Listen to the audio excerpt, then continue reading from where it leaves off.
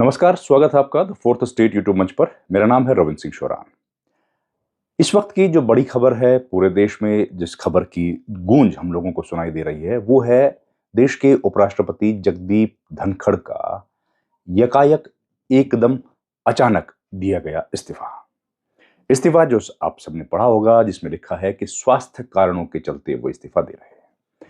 अब ये बात समझ से परे है कि जो व्यक्ति 6 बजे विपक्ष के नेताओं से मिले हों, 4 बजे बीएसी बिजनेस एडवाइजरी कमेटी की बैठक की हो और 7:30 बजे जिन्होंने फोन पर विपक्ष के बड़े नेता या विपक्ष के सांसद जयराम रमेश से फोन पर बात की हो, उनका 1 घंटे के बाद स्वास्थ्य क्या इतना खराब हो गया कि वो अपनी ड्यूटीज को डिस्चार्ज कर पाने में सक्षम अपने आप को नहीं पा रहे हैं। ये बात ठीक है कि उनका स्वास्थ्य खराब था और उसके लिए उनको एडमिट किया गया था हॉस्पिटल में। वहां पर उनको स्टंट्स डले थे, ये खबरें हैं। लेकिन आधिकारिक तौर पर एम्स की तरफ से कोई जानकारी नहीं दी गई कि जगदीप धनखड़ जो हॉस्पिटल में एडमिट किए गए थे, उनको एडमिट करने के कारण क्या थे। ये मार्च के महीने की बात है, लेकिन ऑफिशियली कुछ नहीं बताया गया। ये भी बड़ी चिंता की बात थी, बड़ी हैरानी की बात थी। लेकिन अब एक जो बड़ी खबर आ रही है वो ये है कि राष्ट्रपति उपराष्ट्रपति जो होते हैं, जगदीप धनखड़ जो उपराष्ट्रपति थे, उनके तहत 2 सचिवालय काम करते हैं। एक वाइस प्रेसिडेंट ऑफ इंडिया का सचिवालय, दूसरा राज्यसभा का सचिवालय। अब राज्यसभा का जो सचिवालय है और उपराष्ट्रपति का जो सचिवालय है वो बिल्कुल अलग अलग है, लेकिन इन दोनों के हेड, इन दोनों के बॉस जो है वो उपराष्ट्रपति होते हैं। तो उपराष्ट्रपति का जो सभापति जो है वो काम करते हैं राज्यसभा सचिवालय के साथ, सभापति का जो पद है, क्योंकि वो राज्यसभा के चेयरमैन होते हैं। तो जो राज्यसभा सचिवालय है उसी का एक हिस्सा है संसद टीवी। संसद टीवी को जो बनाया गया था वो लोकसभा और राज्यसभा दोनों के बजट से मिलकर बनाया गया था, लेकिन अभी उसकी जिम्मेदारी देख रहे हैं टेक्निकली राज्यसभा के सभापति। अब पूरा उन्हीं के पास इसका कंट्रोल है एक किस्म से।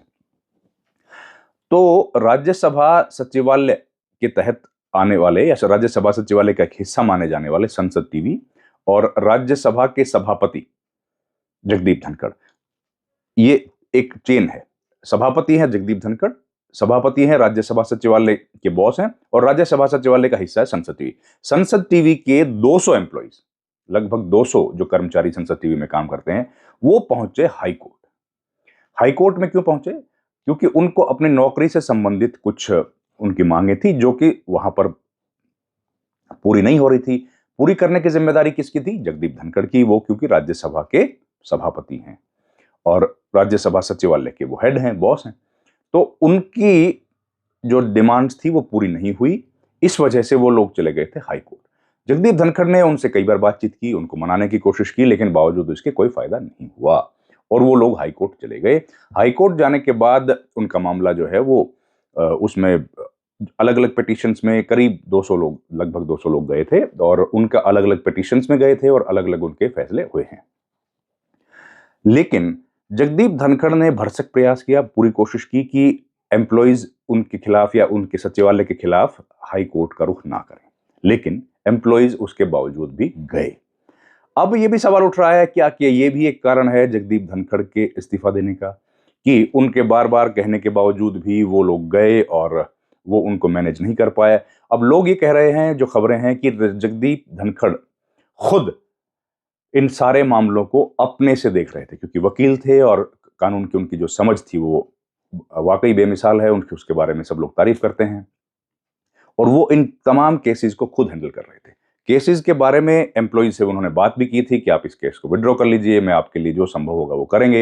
ये तमाम बातें जो एक एम्प्लॉयज और एक एम्प्लॉयर के बीच में होती हैं, वो सब बातें उन पे की गई थी। तो ये भी एक नई खबर आ रही है निकल के कि क्या ये किसी तरह का उनको दबाव महसूस हो रहा था। लेकिन जहां तक मेरा अपना विचार है, इसमें कोई दबाव महसूस करने जैसी कोई बात नहीं थी, क्योंकि केसेस तो आमतौर पर सरकार के खिलाफ चलते रहते हैं। ये किसी व्यक्ति के खिलाफ केस नहीं था कि कोई एक व्यक्ति है उसके खिलाफ केस चल रहा हो। जगदीप धनखड़ के खिलाफ कोई केस नहीं था।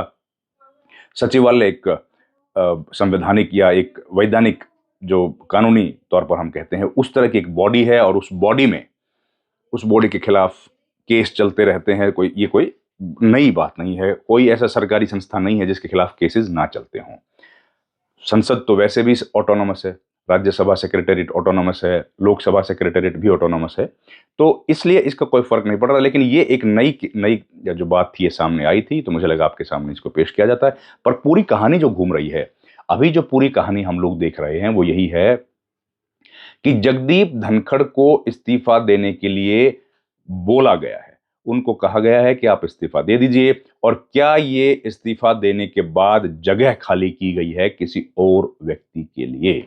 मतलब क्या अब किसी और को यहां पर बिठाया जाएगा? जो कयास लगाए जा रहे हैं, सोशल मीडिया में भी लगाए जा रहे हैं, वो यही हैं कि नीतीश कुमार को अगला उपराष्ट्रपति बनाया जा सकता है। बिहार में जिस तरह से बीजेपी अब विधानसभा चुनाव लड़ना चाहती है, ऐसे में क्या नीतीश कुमार को यह मौका दिया जाएगा और वो उपराष्ट्रपति बनेंगे? क्योंकि उपराष्ट्रपति जो होता है वो सभापति भी होता है। फिलहाल अगर हम लोग देखें तो जेडीयू के सांसद हरिवंश उपसभापति हैं, राज्यसभा के उपसभापति हैं। और क्या यह संभव है कि दोनों, नीतीश कुमार जो कि सभापति होंगे और उपसभापति, दोनों एक ही पॉलिटिकल पार्टी के हों, एक ही स्टेट के रहने वाले हों? तो इस बात के चांसेस थोड़े से कम है। हालांकि मूल रूप से तो हरिवंश झारखंड के रहने वाले हैं, लेकिन वो सांसद जो हैं वो बिहार से हैं, जेडीयू से हैं। तो खैर इस बात की संभावना कम है या नहीं है, कयास ये लगाए जा रहे हैं। लेकिन सवाल ये है कि जब एकदम बैठक हुई, 4 बजे ये बैठक हुई है, जो जिस तरह की चर्चाएं चल रही हैं संसद भवन के परिसर में, उस बैठक में सबसे पहले प्रधानमंत्री मौजूद थे और प्रधानमंत्री ने फिर अमित शाह को अपने पास बुलाया, गृह मंत्री को। इन दोनों के बीच में करीब आधे घंटे बातचीत हुई है। उसके बाद जेपी नड्डा को बुलाया गया, वो भी संसद भवन परिसर में ही थे, उनको बुलाया गया। और उसके बाद राजनाथ सिंह को बुलाया गया, और जब ये चारों लोगों की मीटिंग हुई है उसके बाद फिर किरण रिजिजू को बुलाया गया, जो कि पार्लियामेंट्री अफेयर्स मिनिस्टर हैं। और हैरानी की बात यह है कि बीएसी, जो बिजनेस एडवाइजरी कमेटी की बैठक हुई थी, 4 बजे जो बैठक हुई थी, उस बैठक में इन दोनों को, जेपी नड्डा जो कि नेता सदन है, उनको रहना था, और साथ ही रहना था पार्लियामेंट्री अफेयर्स मिनिस्टर, जो संसदीय कार्य मंत्री हैं देश के, किरण रिजिजू को भी। लेकिन ये दोनों उस बैठक से नदारद रहे, दोनों उस बैठक में नहीं गए। तो ये तब उस वक्त जो है कॉन्स्पिरेसीज को एक हवा मिलती है, या जो पूरा घटनाक्रम था उसके साथ उसको जोड़ के देखा जा रहा है कि आखिर ये दोनों लोग क्यों नहीं पहुंचे। अगर बिजनेस एडवाइजरी कमेटी बहुत महत्वपूर्ण है, और खास तौर पर यहां बड़ी महत्वपूर्ण है, क्योंकि उसमें यह तय होना था कि कितने घंटे तक बहस की जाएगी ऑपरेशन सिंदूर के मामले पर। ऐसे में ऑपरेशन सिंदूर कितना महत्वपूर्ण है बीजेपी के लिए या सरकार के लिए, ऐसे में क्या नेता सदन, देखिए 2 सदन हैं, एक सदन के नेता हैं प्रधानमंत्री नरेंद्र मोदी, दूसरे सदन के नेता हैं जेपी नड्डा, और वो अगर एक सदन के नेता जेपी नड्डा है वो बैठक में ना जाएं, अगर कोई रीजन हो, कोई और कारण हो, पहले से मसरूफियत है, तो फिर टाइम आगे पीछे किया जाता है। लेकिन ऐसा भी कुछ हुआ नहीं, और वो उस बैठक में नहीं पहुंचे, तो वो कहीं ना कहीं सवाल खड़े करता है। और दूसरी बात यह है कि क्या किरण रिजिजू भी इसी वजह से उस बैठक में नहीं पहुंचे, जो पार्लियामेंट्री अफेयर्स मिनिस्टर हैं? ये तमाम सवालात हैं जिनके जवाब ढूंढने की कोशिश सब लोग कर रहे हैं। उम्मीद है थोड़े थोड़े दिनों में, अगले कुछ दिनों में जब स्थितियां साफ होंगी, तो जो धुंध है वो छटेगी और कोहरा जो है वो खत्म होगा और सच्चाई सामने आएगी। इस वीडियो में इतना ही। आपसे गुजारिश है, हमारे चैनल को लाइक शेयर सब्सक्राइब जरूर कीजिए। आपका बहुत बहुत धन्यवाद।